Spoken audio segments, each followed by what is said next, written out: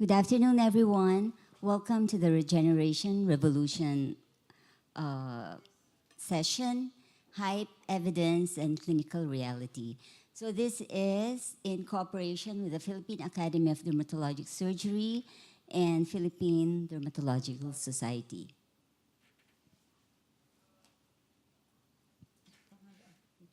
I'm Agnes Tam, the moderator, and with me is Dr. Ferraris, our co-chair. Okay, thank you very much. So I think we're going to start. So Dr. Agnes Tebtarm, Dr. Dr. Agnes Espinosa Tebtarm, the past president of PADSP. So she's going to talk on exosomes for facial rejuvenation, a sonographic evaluation. Okay, good afternoon, everyone, again. So, the progression of cutaneous aging is inevitable. Fortunately, we have regenerative therapies like exosomes, which can mitigate this. And these are increasingly used for rejuvenation, but the measurable dermal changes with the delivery methods remains unexplored. So we're trying to address a knowledge gap. Does the topical application of exosomes alone produce measurable changes compared to microneedling assisted delivery? So we ventured into this study comparing topical versus microneedling assisted delivery of exosomes using ultrasound to measure. And this is our disclosure. This will be the outline of my talk. Cutaneous aging is characterized by collagen, elastic fiber, and extracellular matrix degeneration. And this is seen clinically as reduced skin thickness, wrinkle formation, and reduced skin elasticity. On ultrasound, we see a decrease in dermal thickness there, and also, uh, an increase in dermal thickness and a decrease in the SLEB, or the subepidermal low echogenic band. This strongly correlates with advanced photoaging and intrinsic aging. Exosomes are nano-sized extracellular vesicles, and depending on their source, they can have RNAs, proteins, growth factors, etc. They have been shown to promote regeneration and are also anti-inflammatory. So this is a 2026 review of 21 articles of various exosome sources.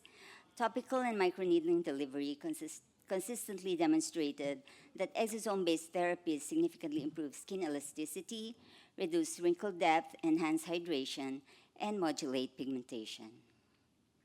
So why do we use ultrasound to assess? It's an objective measurement, non-invasive with real-time visualization. The 20 megahertz linear ultrasound is perfect for our specialty because it can visualize well up to 4 cm depth. It can measure skin thickness in millimeters. It can objectively track structural changes after rejuvenation interventions. And our general objective for this study is to compare the effects on dermal thickness of topical versus microneedling assisted delivery of exosomes. Specifically, we wanted to know the change in dermal thickness and the slab measured in millimeters via the high frequency ultrasound. And also we wanted to compare the changes in the temporal wrinkle assessment scores, assess the patient satisfaction and procedural comfort, and evaluate safety and local adverse events. These are our inclusion and exclusion criteria. And to be consistent, we made 3 ultrasound evaluation points based on surface landmarks. So the treatments were allocated randomly, treatment A with topical exosomes, and treatment B, exosomes and microneedling. So this is the exosome was applied on the whole face, and the other half was treated as well with microneedling. A single experienced dermatologist performed the interventions. For follow-up, it was done 2 weeks, 1 month, and 3 months after the procedure. A trained ultrasound operator blinded to the application method performed the ultrasound and the clinical assessments. The intervention was with the exosome product. This was a commercially available adipose-derived stem cell formulation. It has 5 billion exosomes in the vial. So an equal volume of 1 ml per side was applied. The other side with single pass 1 millimeter microneedling. So the outcome measures skin thickness, specifically the dermal and slab were measured using the ultrasound. This was between the methods and a change from the baseline. Wrinkle severity as well between methods and change from baseline, patient satisfaction, procedural comfort, and safety.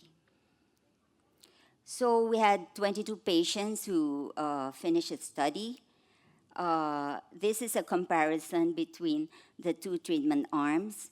So we see here after 2 weeks, a significant improvement in the dermis with the microneedling group, a significant increase in the, a significant increase in the slab at 3 months with the microneedling group, better than the topical alone. And this is comparison from baseline. So with both treatment arms, we see a reduction in the slab at 2 weeks after treatment, and an increase in the dermis with the microneedling at 1 month, and with the exosome alone at 3 months. So this shows you the dermal changes, dermis thickness that over time with, this is, So this is the microneedling group, and this is the topical group. And the slab decrease over time. So there's not much difference between the groups and over time with the wrinkle assessment, as you can see from the photograph as well. As expected, there is more pain with the microneedling group, and there is a high satisfaction rate with both treatment arms and no adverse reactions. So in summary, both treatment modalities were associated with reductions in slab thickness over time, with the microneedling group better than the topical group at 3 months. Both treatment delivery methods showed an increase in dermal thickness over time, with microneedling better than the topical at 2 weeks.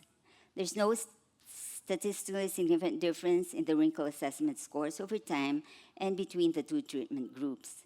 Despite differences in procedural characteristics and pain experience in between the two interventions, patient satisfaction remained uniformly high and stable over the 3-month follow-up period, and exosome-based interventions are generally safe.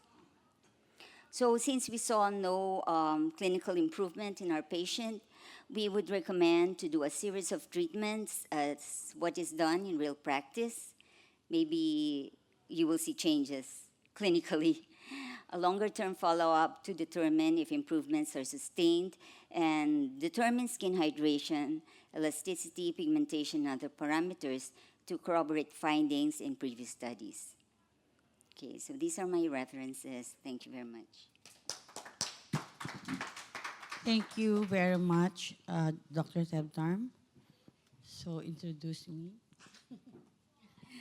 I would like to introduce my friend, Dr. Teresita Ferraris. She's the past president of the Philippine Academy of Dermatologic Surgery. Hello, good afternoon. It's nice to see friends being loyal to us.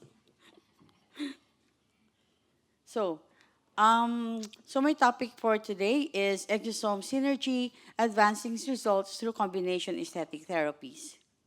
So it's my financial disclosure. I am the official distributor of Exomite exosome in the Philippines, but this lecture is for academic purpose only. So these are my learning objectives. So the exosomes are emerging as powerful biologic agents in regenerative and aesthetic medicine, enhancing collagen repair, collagen production, and tissue regeneration. So while exosome is effective as monotherapy, their benefits are significantly amplified when integrated into combination treatment protocols. So they enhance healing and rejuvenation and reduce downtime and inflammation. So the first application that I will present is for acne scars.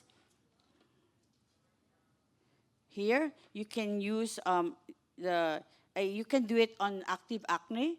So I inject exosome, and then here you can do combine it with glycolic pill. You do acne surgery, use Q-switch and diag and exosome. So this is before, and this is after 7 months. So in between, within that 7 months, you can do Q-switch and diag for this week, and then for another week you can do glycolic pill and acne surgery, and for another week you can do you can combine everything.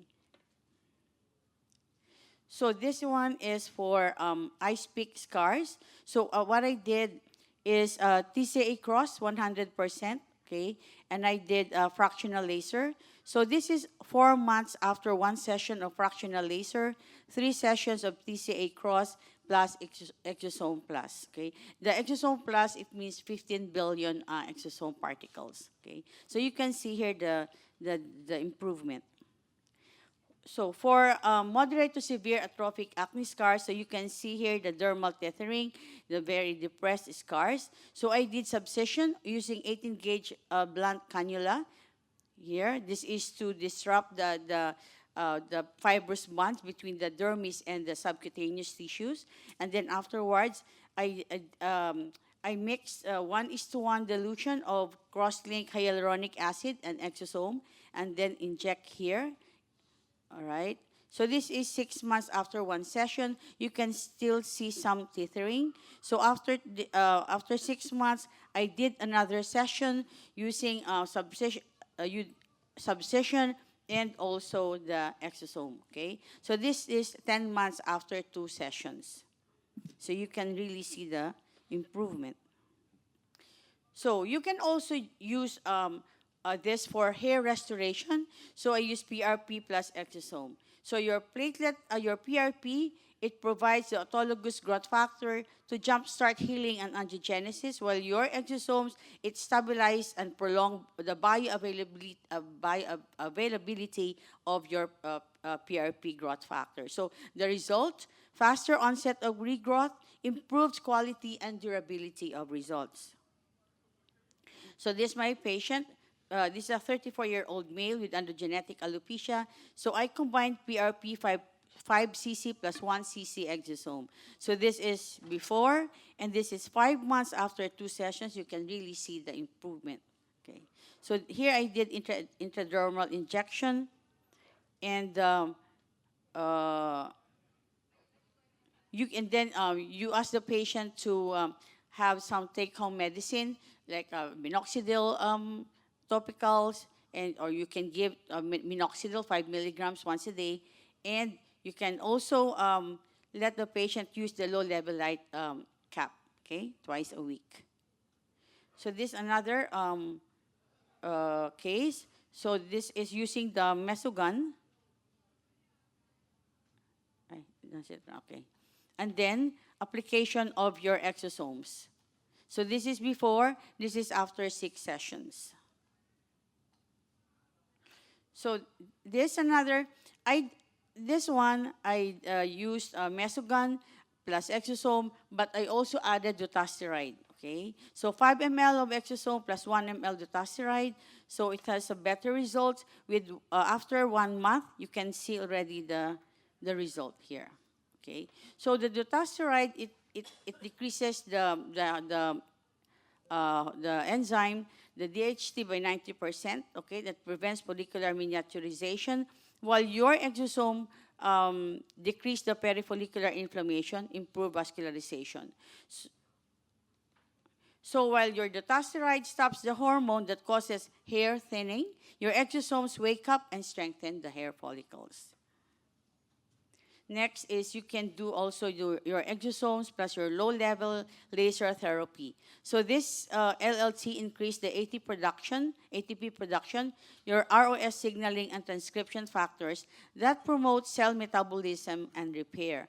While your exosome, they modulate your inflammatory and regenerative pathways, optimizing your LLT-induced follicular activation. So then the combined use may yield faster onset and more robust hair regrowth than either therapy alone. So this is my patient. This is before. So this is after. This is just after 2 months, okay? LLT twice a week for 2 months, and then just 1 session of your exosome. Next is the application for melasma. So you can do microneedling or some laser-assisted delivery. So this is the rationale for combining exosomes with procedures in melasma. So you can do the microneedling, your laser toning, your chemical peels, and your topical brightening. You can just take a photo if you want, okay? So next is, this is a 55-year-old female. I did radiofrequency microneedling, but then because, the melasma is sensitive to heat, so I just used a low energy, okay? So plus PRP, okay? I did PRP 2 sessions, and then afterwards I did 4 sessions of exosome. So here's the result. This is before, so and this is after. You can see the beautiful result. Next is for ochronosis. So the patient suffered melasma for 20 years, okay? And so we did 8 sessions of PRP, okay? And then there's still some traces of pigmentation. So we did in 2 sessions of exosomes. So you can see here the nice results. So these are some studies with microneedling for melasma treatment. You can just take a photo of this. So here another is the patient came in with melasma with the sagging of the skin. So I did PLLA. Okay, and at the same time after the PLLA, I did RF microneedling plus exosome. Okay, so here you can see the improvement. So of course the PLLA, the tightening and the brightening of the skin, and for the exosome, aside from it also adds tightening on the skin and the lightening of the melasma. So while your PLLA promotes mechanical collagen biostimulation, the exosomes optimize the fibroblast signaling. So they improve the collagen quality and reduce the inflammatory downtime. Okay? So the PLLA creates the stimulus while your exosomes enhance the quality and efficiency of the regenerative response. So for skin rejuvenation, so you can also combine it with RF microneedling, biostimulators, or RH fillers, or your toxin. So this is my patient. So I did microneedling, okay, 2 sessions plus exosome, and then end up with toxin with a beautiful result. This is 4 weeks after 2 sessions of microneedling plus exosome. So here the comparative overview of your PRP, your exosomes, the PDRN, and the NCTF. You can take a photo if you want. And we will summarize it with the PRP stimulates healing but is variable. The exosomes provide targeted biologic instructions. PDRN supports repair and inflammation control. And the NCTF nourishes and revitalizes skin. So the clinical pearl, you control the pigmentation first, okay? You do the PRP, your exosome, your PDRN, and then last you can do the NCTF to nourish the skin. So next is you can also do for stretch marks and wound healing. It enhances the fibroblast activity and collagen synthesis and promotes wound healing. So here, this is stretch marks. This is before. This is right after RF microneedling. So this is 8 months after one session. We didn't have a follow-up because the patient went to the States. So this is another, the stretch mark. This is before. And this after several months of just one session. The patient only reminded me that we had this treatment because I can't see the stretch mark anymore with just one session. So safety and practical tips. Apply exosomes immediately post-procedure. Use a GMP-certified sources. Avoid overuse or mixing with unstable compounds. If you're not sure, don't combine. Okay. So monitor for reactions and document outcomes. So top 5 clinical pearls: combine exosomes with collagen-inducing procedures, maintain strict aseptic technique, schedule sessions every 3 to 4 weeks so that you can, wait for the effect of your procedure first. Use consistent photography for monitoring. And of course, patient selection is key to success. So keep in mind that exosomes are still considered a new kid in the block in aesthetics and regenerative medicine. So while emerging studies show promising results, more robust research and well-defined clinical trials are still needed to fully establish their safety, efficacy, and long-term outcomes. So as we unlock the synergistic potential of exosomes and combination therapies, we are witnessing the evolution of aesthetics from correction to true regeneration. So the journey has only just begun. Thank you for your kind attention.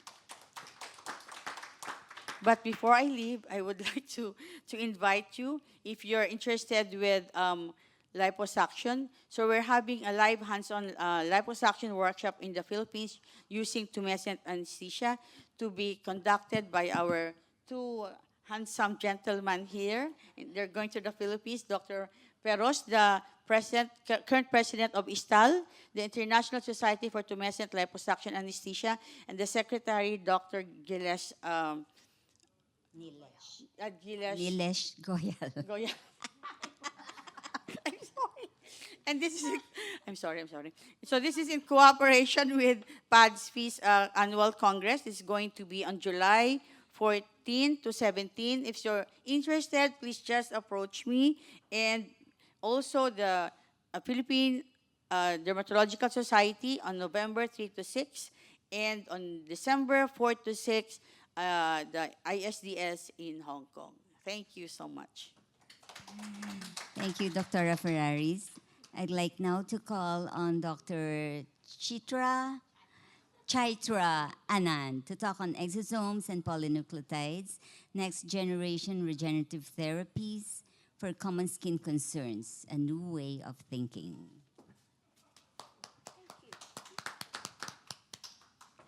I'm so happy for this podium. Yesterday I did a lecture day before, and all you could see was the computer and then just this much of my eyes.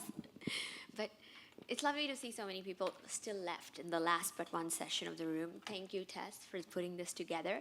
I have no disclosures for this or no conflict for this talk. So what am I going to talk to you about? I work mainly in India, and it's a different skin type. It's a skin of color, and we have different approaches because it's really an inflammatory skin type.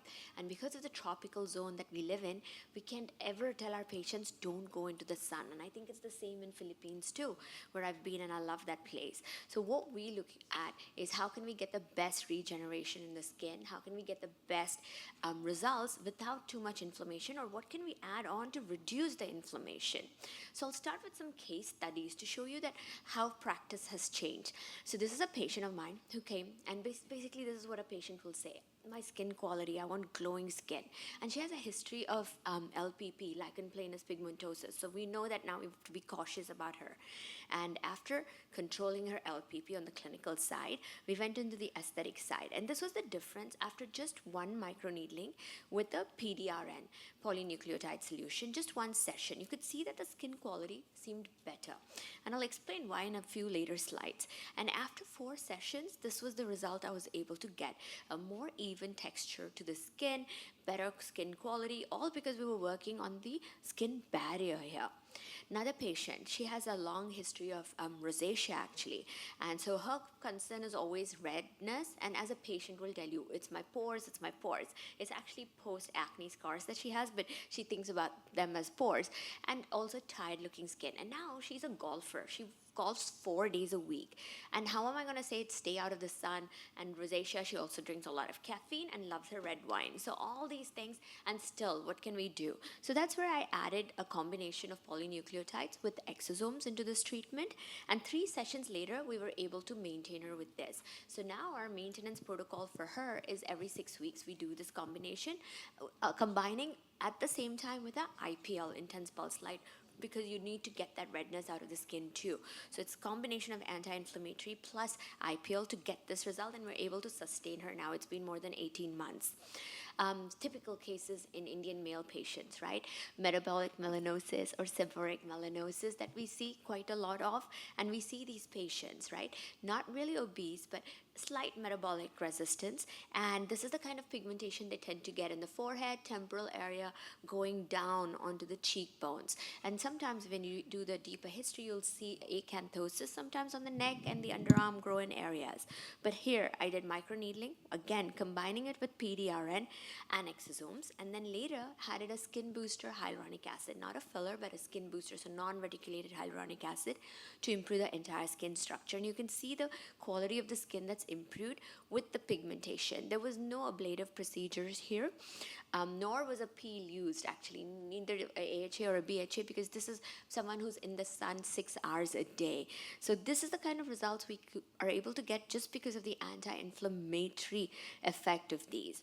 Another patient, if you look close up, Tess had really good results on her scar patients. So even acne scarring, microneedling radio frequency here combined with polynucleotides. A patient, menopausal or perimenopausal, we see a lot of that coming in, where the skin quality suddenly overnight seems to drop, and they're like, I never had this horrible looking skin, now it just is dull no matter what I do. And so you need to get something in there to regenerate that skin. So that's where we're looking at microneedling, PDRN combination in this. This is another case I'm really proud of. Now this is my patient for over 18 years now. Again, a case of LPP, metabolic pigmentation, etc. So I treated her with Q-switch NDAGs, AHAs, and some mild TCAs, and I was able to get this result after over 3 years of work on her skin, right? For that time, it was not too bad. It was decent. And then I added the skin boosters, right? Hyaluronic acid, peptides, etc. And I was able to get this result. Then when we had polynucleotides and exosomes and tried that, this was the next level of results I was able to get. And so today, I'm able to maintain her at this level. This is the skin quality difference that adding polynucleotides and exosomes did to my treatment. I wanted to show you the case because a lot of times we do combinations. It's hard to show what is a HA doing, what's a laser doing, what's a peel, but this is a case study that's really great. This is another patient of mine, microneedling with just exosomes, just pure skin quality, no lasers, no peels, excellent results. So what are exosomes? Why are they working so well? Basically, they're just messengers, right? They carry messengers. They're giving a message to your cells. And what it is microRNA. That's key. People are like, polynucleotides, exosomes, they're similar. They're not.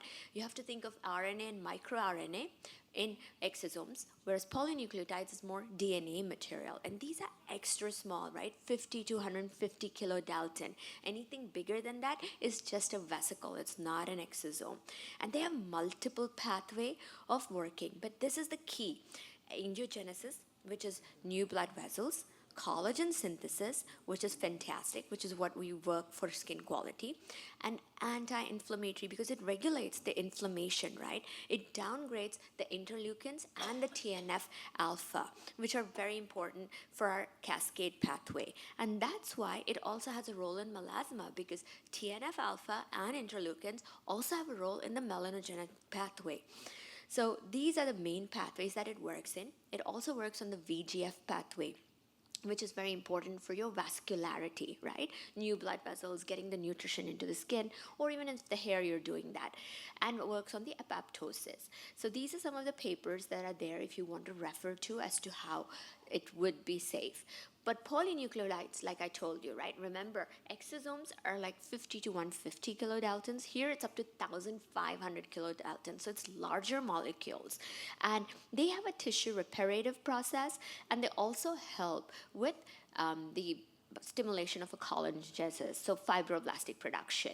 So there's more fibroblast activity and extracellular matrix, which is where we talk about the skin barrier. As dermatologists, we're always talking about skin barrier for us. So therefore, it enhances the hydration and elasticity of the skin. And what's critical to see here is also it works on the A2A receptor pathway. It also works on the MPAC and CAM pathways. So all of this, again, comes back to why does it help with pigmentation? Because all of these pathways are important in hyperpigmentation. And there's sufficient clinical evidence. 4 years ago when we started talking polynucleotides, early stages, people are like, there's not enough evidence. Oh, are you sure it's just another gimmick? But now there's enough published data also, right? And so what we do with exosomes is very simple. We just apply a bit of numbing cream, then take that off, and then we'll do microneedling concomitantly with the infusion of the exosomes. So you want to do the microneedling grid, apply exosomes, do the grid, apply. So that's the way that we would do the microneedling across the entire face with this. Now, polynucleotides is very similar process. Again, we actually use one typically with polynucleotides, and sometimes we'll even use a hyaluronic acid non-reticulated to infuse into the skin. So we apply and then we do this entire thing. Mild erythema is the end point, and there will be about 24 hours of edema after this procedure. There are injectables ones that are available. We do use injectables, but more so when we're working with finer rhytids and scars as opposed to working with skin texture and quality. There's enough safety data out there. Contraindications are the same as in any other injectables because it is just another, even though we're infusing it as a topical, we still have to be aware of it. And I use about 2.5 to 3 ml. A lot of times I've seen distributors say, oh, it's a 5 ml vial, but you can do 3 patients out of it. Sure, but you have to be careful because you need to get sufficient quality of the product, right? Like I tell my patients too, if you have a bottle of water and you want to turn it blue, 1 drop of a blue paint is not going to do it. You got to put sufficient in there. So 2.5 ml is the minimum amount that you're going to require for a face. If it's a face and neck, 3 to 5 ml. And 3 to 4 weeks is the protocol for this, and we do a series of 4 to 6 sessions and then take them into maintenance. Exosomes, we follow the similar protocol that we do.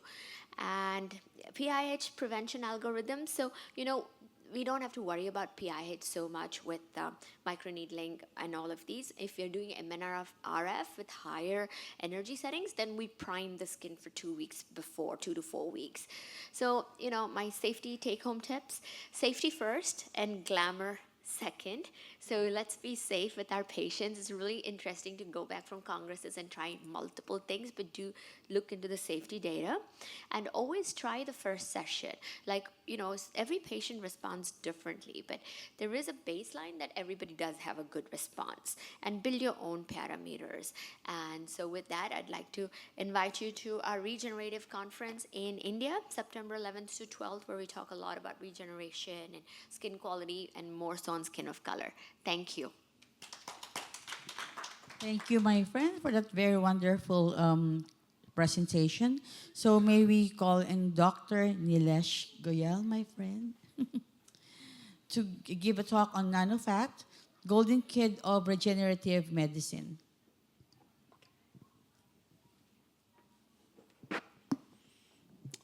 Right, so we've heard a lot about exosomes and PDRNs now, we shift the gear and move towards nanofat. First of all, thank you very much, Tess, for inviting me here and giving me a chance to present here at IMCAS, my first IMCAS, by the way. I've had a great time here. We pressed the green button to move, right? Ah, yes.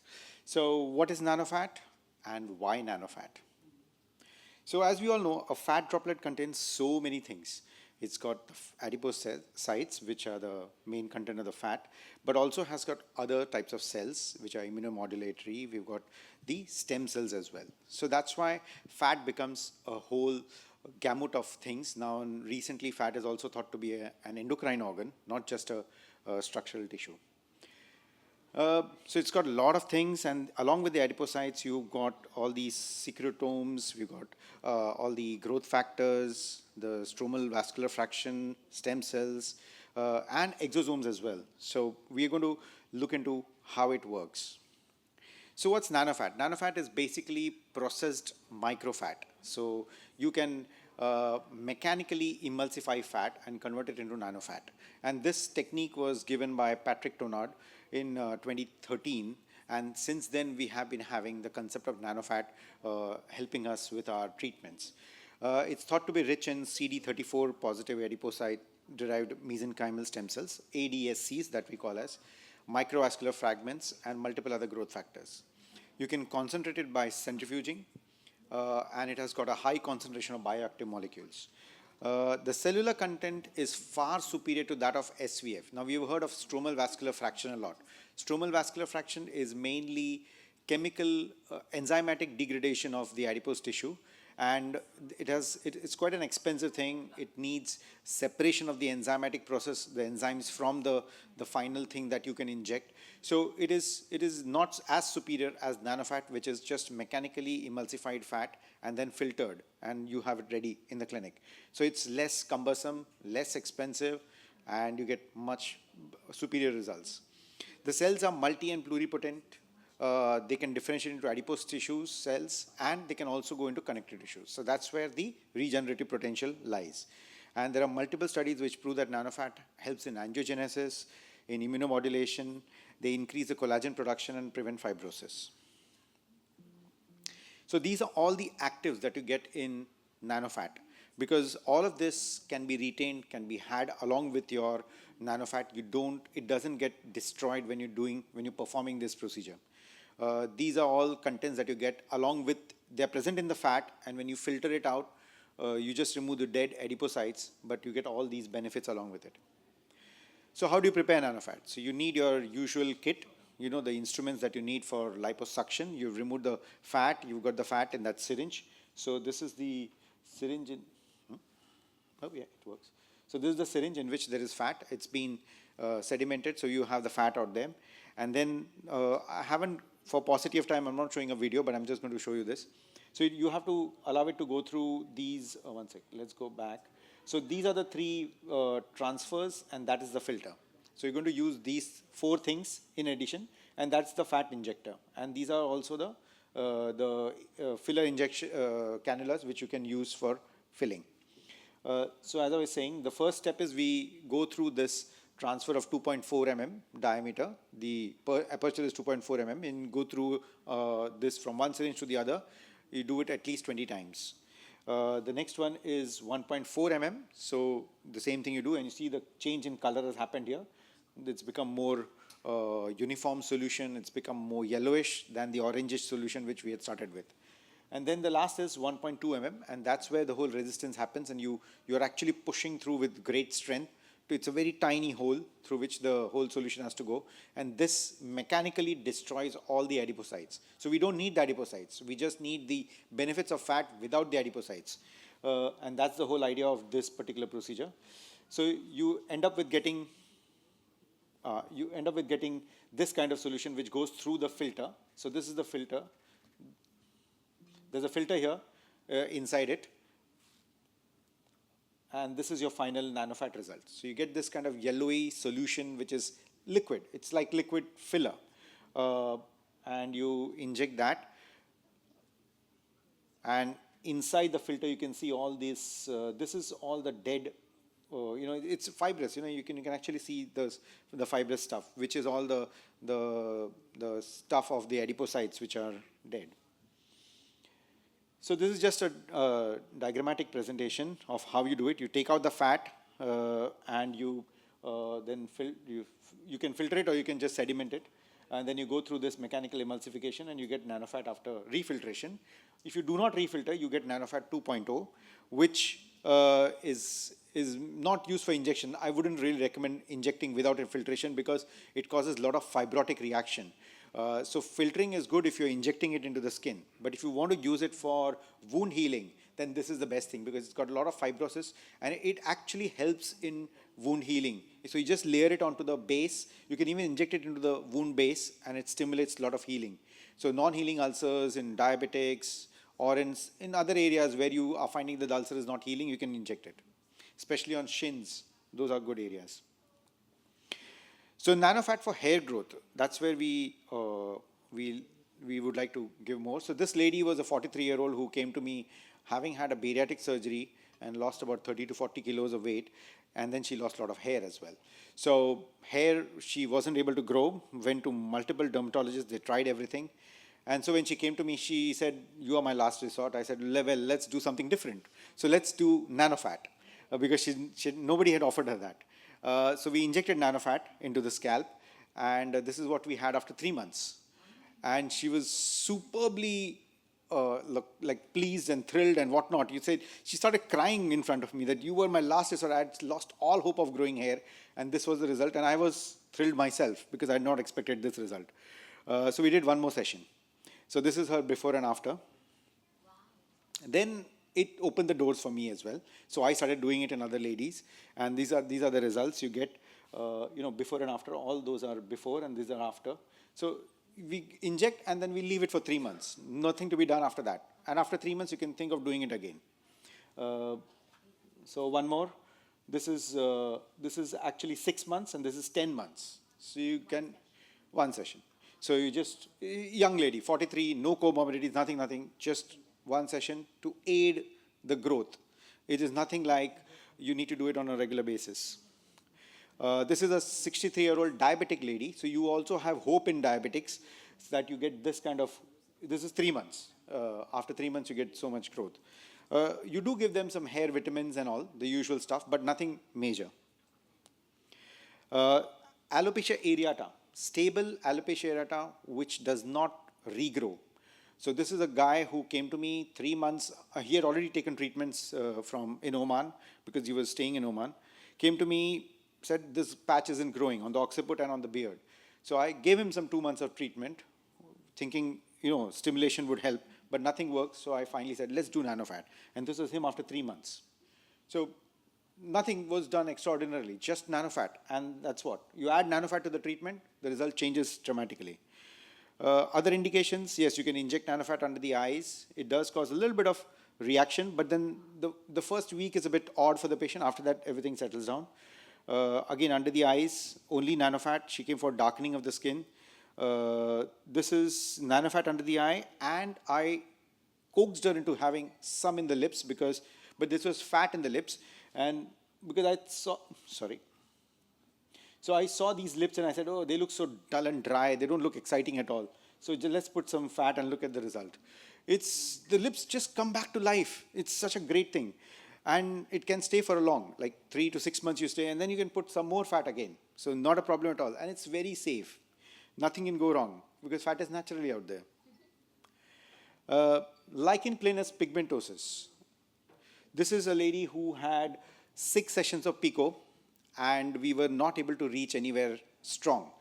Already the disease had burnt out. I had given her a good amount of tofacitinib and oral steroids and whatnot. Burnt out, the whole active diseases stopped. Then we started the depigmentation procedure, creams, lasers, everything.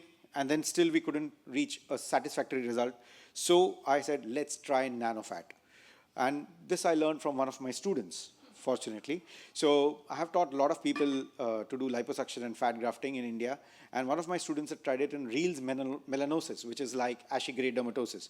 And he had a wonderful result. This was last year. And so I said, why don't I try the same thing in this lady? I'm so frustrated with her that I cannot get a good result. So I just did one session, and this was her after 6 months. Look at the, oh, why am I pressing the wrong button? So this is the result. It was really good. Just one session, and she disappeared. After one session, she said, no, I don't want any more. I've had enough of all these treatments. And she came back after 6 months because she was so happy with the result. So nothing was done after Nanofat. Absolutely, it makes a big difference. I'm giving it to now so many patients. So many of my LPP patients are getting better. So it's something really great. So if you all want to read a little bit about it, this is a great article. It's written by some Indians, but they are not dermatologists. They are a mix of orthopedicians and some biochemical people working with cellular therapy. So it's a great article where they go into great details about nanofat, what it contains, how these cells make a difference. Very scientific lecture topic, but nothing dermatological here. And then we have this nanofat and androgenetic alopecia, where they go into details about alopecia areata and how it works in it. Also a great article I'm working on with. This article actually compares PRP versus autologous fat transfer with nanofat. And here you actually go through the details of both these injectable things, and you find that actually nanofat is super superior to PRP in terms of its efficacy, in terms of its content. And so it is like, when I tell my patients, I say, see, PRP plus stem cells is what nanofat is. Because PRP, you say, yes, you have some growth factors, but this is multitude of growth factors plus stem cells. So it's a far superior thing. Infraorbital dark circles, more than a decade ago, has already been proven that fat actually works very well for it. But here you add in nanofat and it increases your results. So the idea is that you have oxidatives. The science behind it is that adipose-derived stem cells, they work better when you are in a hypoxic environment. So oxidative stress brings on their better qualities and brings on the more antioxidant effects of the ADSCs in alopecia treatment. And this article only expands more on that. So I conduct courses in India in my clinic in Mumbai, and we had a recent 2-day course in June. I take only 2 or 3 candidates, not more than that at every session. And then we have actually created a liposculptors dermatologic forum. This is me and my students from all over India. And we all are helping each other in terms of discussing cases. And we kind of, so all my students, they usually call me up before every case and they discuss what should I do, how should I prepare the anesthesia, where do I inject from. And it's a great way to know what others are doing, and we tend to support each other in terms of how to perform procedures, even though we are not physically with each other. So these are the office bearers. Some of you might know them. And lots of members, because these are all my students from across the country. The aim and objective of this organization is to promote awareness amongst dermatologists about the beauty of fat and what it can achieve, and even liposuction, how it can change your whole practice. Bring forward training opportunities for dermatologists. Are we? Sorry? Yes. Yeah, sure, continue. Create a platform. I thought you were going to say something. Conclude. Just Your 2 time minutes, is up. 1 minute, 1 minute. Platform for discussion and research opportunities. Basically, on the same grounds, my dear friend Yanis, he's started this International Society for dermatologists and plastic surgeons who do tumescent anesthesia liposuction. So he's going to speak more about it. So I'm going to leave this here. We are doing an ISTAL liposuction hands-on training course in Philippines on 13th and 14th of June, but we're also July, and we're also trying to do one in October in India, in Mumbai at my clinic, 26th and 27th of October. So if anyone interested, please do come over. We give hands-on training, which is not possible in any other courses. This is a dermatological reviews. I was the guest editor, and there's a beautiful compilation of articles on everything to do with liposuction and fat grafting. So if you want to know more about it, you can message me and I will send you the PDF. And I'll leave you with this last line by Professor Pierre Fournier, our great teacher and inventor of liposuction, that if medicine adds years to life, aesthetic medicine gives life to those years. Thank you all very much. Thank you, Dr. Nilesh. May I now invite Dr. Yanis Peros to talk on lipofilling for face and hand rejuvenation.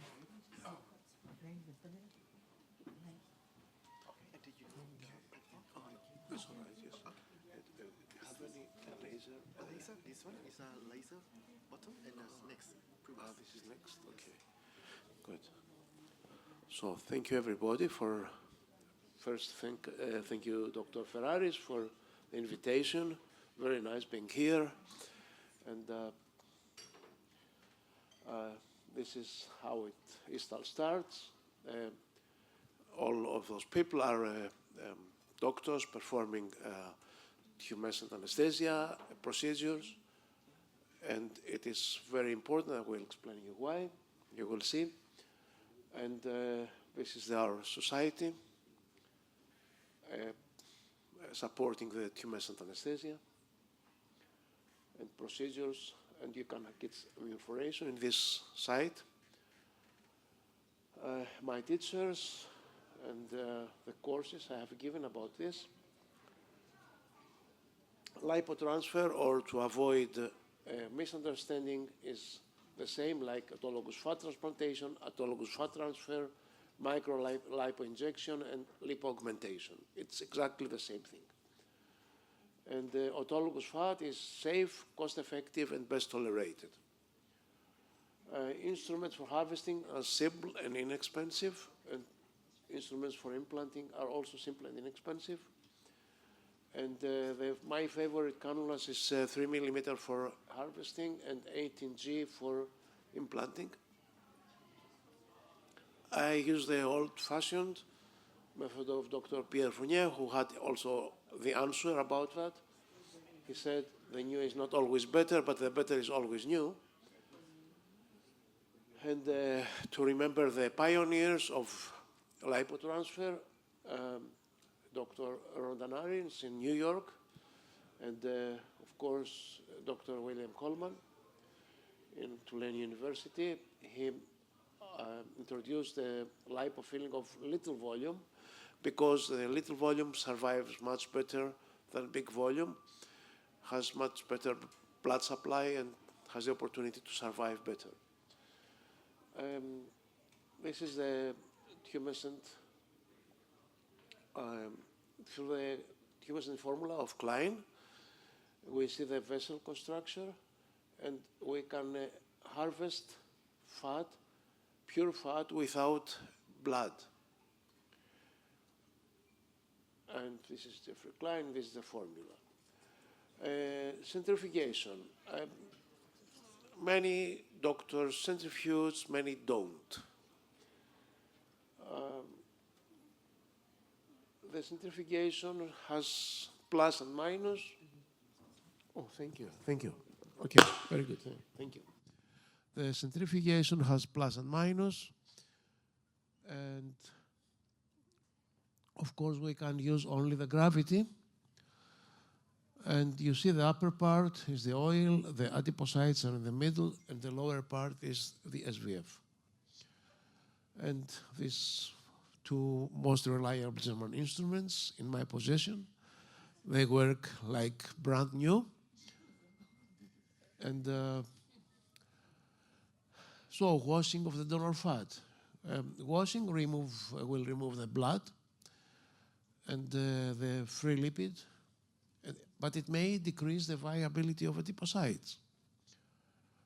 And of course, factors that could affect the viability of adipocytes is the toxic effects of anesthesia, which you don't have that much if you use the tumescent, because you have a tiny amount of anesthesia, highly diluted in the tumescent solution. So you don't have that much a toxic effect.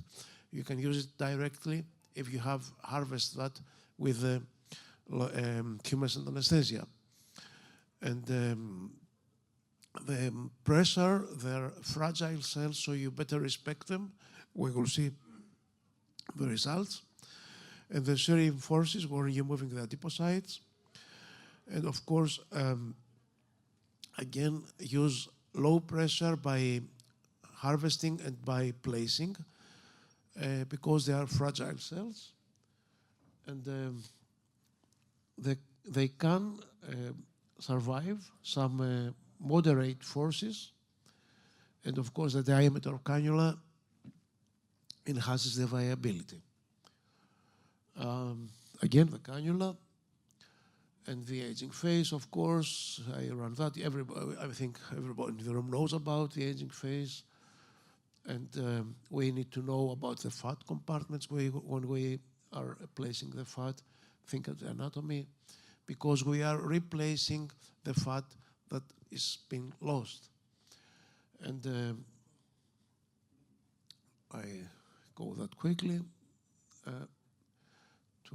There are not two identical phases, and there is no symmetrical phase. We always need to remember that. And it's, of course, the superior filler when used in the face, in the hands, in the body. And the nanofat, I think Dr. Goyal covered this completely, but I have to mention that as an option because we have the so-called hybrid method, where we are using both fat and nanofat. And I have to share with you that Dr. Fournier used nanofat in the very early years. He broke the fat in very little particles, which he injected in with a 27 gene needle. And he called that, which is much more correct, not nanofat, but he called that autolipocollagen, from autologous lipo-derived collagen, which is much more correct. He was a genius person, my teacher and my friend. We gave courses together. And nanofat, again, okay. There are some results. You see the improvement.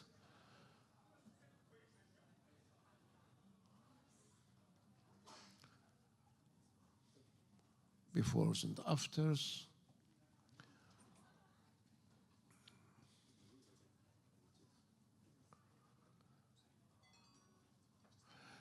You can see the restoring the balance of the face after silicone.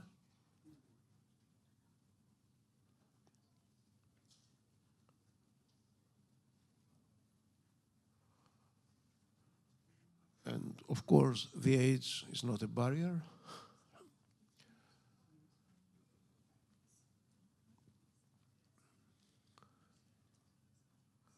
It's a magic material. It's a magic filler. Gives you very nice results. And as you can see, regenerates also the skin, the overlying skin. And I will stay in this case because the first and the second picture are 3.5 years. And she came to me, and in the second picture, she wanted to have a little more removal, fat removal from the belly. Then I said, okay, come. She came after some months. And between those two pictures, she has lost 5 kilos. She was 50 kilos or something like that. That means 10% of the body weight. She didn't have any more fat on the belly, but the fat on the face is remaining there because it was gently and with respect used for the fat transplantation. So you can see for hands, of course, for body lipotransfer, you can use the fat. It's the magic material. Another case of lipotransfer, correcting asymmetries. And once I was in a course with Pierre Fournier, and some doctors showed some very, very brutal way of dealing with fat. Then I asked him, yeah, Maître, do you agree with this? He said, this is not lipofilling, this is lipokilling. And of course, thank you very much. And I would like to remind you to the hands-on courses for everyone who wants to learn that. Please make pictures, send it to your friends. But worth of, we are open to any specialty. Every doctor who wants to learn is welcome to learn how to use that humescent anesthesia for liposuction and for lipotransfer. Thank you very much. Thank you, Dr. Yanis. We'd be happy to take questions from the audience.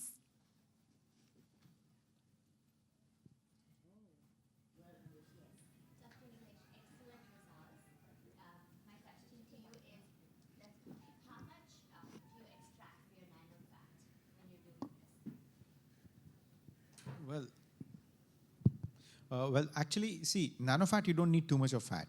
But say on an average, if you need about 10 ml of nanofat to inject for the whole face or the scalp, you would need at least about 15 to 20 ml of fat to make sure that you get those 10 ml right, because when you do all the processing, you are going to lose a little bit of volume. So that 10 ml usually becomes 6 or 7 ml of pure nanofat. So same ways, if you need 10 ml, then you need at least 18 to 20 ml of fat. So that should be enough, and that's not going to cause a major dent in the appearance of the patient.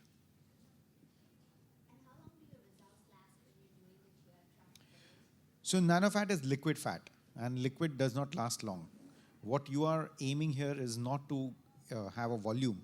So if you're looking at volume generation, then you need to first put in microfat. And then if you feel that, yes, I would want more, then you can put a little bit of superficial. It's like, 2-layer filling of your fillers. So the same way, you first go deep, you put the microfat, which would be not more than 1 ml on each side. And you can then layer superficially with a very thin needle or with a very thin cannula. You can go for nanofat on the upper, just under the skin. And you leave it. It will cause a bit of irritation, reaction.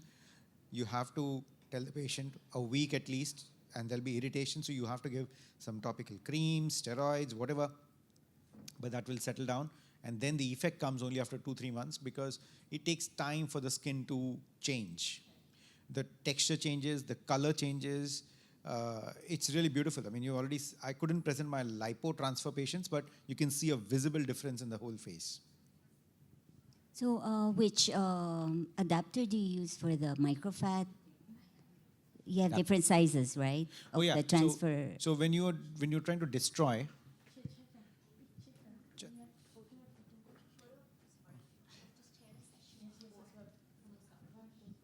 so for the nanofat preparation, we do for the nanofat we do 2.4, 1.4, and 1.2. So progressively, we go one after the other. Yeah, let's take a photo first. No problem. Yeah, you take the mic. Yes, speak on the mic. This is Dr. Quinn from the Sydney, Australia. You finished? Yeah, go ahead. You can say your question while we're taking a photo. Yes, that's okay. And you said it's a great result for the nanofat injection. But I just wonder, how do you inject for the scalp to stimulate the hair? So I give full anesthesia to the scalp as if I'm doing a hair transplant. Give supraorbital blocks, then give a ring block. In the ring block, yeah. And then take with a 26G needle, you just go intradermal. How big is the needle? About half an inch. Half inch and 18G? 26. 26. 26, okay, very thin, because it's liquid. Yeah, it's a nanofat, yeah. Yeah, nanofat. And you just put one droplet at every injection point, just one droplet. Make about a 1 centimeter grid. Right. And you just, at each point, you just put only one drop. That's it, not more than that. Right. One drop. Okay. And that's one drop at every injection point. How about the infraorbital area? For the orbital area, I would actually do it with a dermal filler cannula. The cannula, yeah. Yeah, and it's a very thin cannula, 25G or 23G, and you just put one layer out there, just under the skin. Yeah, absolutely superficial. Yeah. So if I want to buy your filter stuff, 2.4 millimeters, 1.4, 1.2 millimeters. I can provide you the supplier. Yeah, okay. So he's based in India. Oh, right, okay. So he'll have to send it to, you're from Korea? No, from Australia. Australia? Yeah, oh my God. Sydney. Yeah, there are many suppliers. We can send it to Australia as well. I'm sure they'll do it. Yeah, do you have information I can contact with? Yeah, I mean, I'll give you my number. Yeah, that's okay. I'll Yeah. give you my number. Yeah, the other question I wanted to ask the lady, the first speaker, she said, you use the axonal the injection is a pretty good result. So I see not only use a lot of doctors they do microneedling first, and then afterwards you just apply the like a serum, the axoma, and on the surface. But I just wondered, is any possibility is you use a vital injector directly inject the axoma, the serum into the epidermal skin or the dermal layer? I think probably the result could be better or compare with the It's surface. intradermal. Actually, injection is not FDA approved. That's why we use microneedling. All right, Yeah, because microneedling, I can't remember how smaller the microneedle, because very small. After Yes. you finish, and then your skin will close No, down no. straight It away. usually close within after 6 hours. 6 hours. So because you need like a channel for it to be absorbed. Sorry, we have to conclude this session.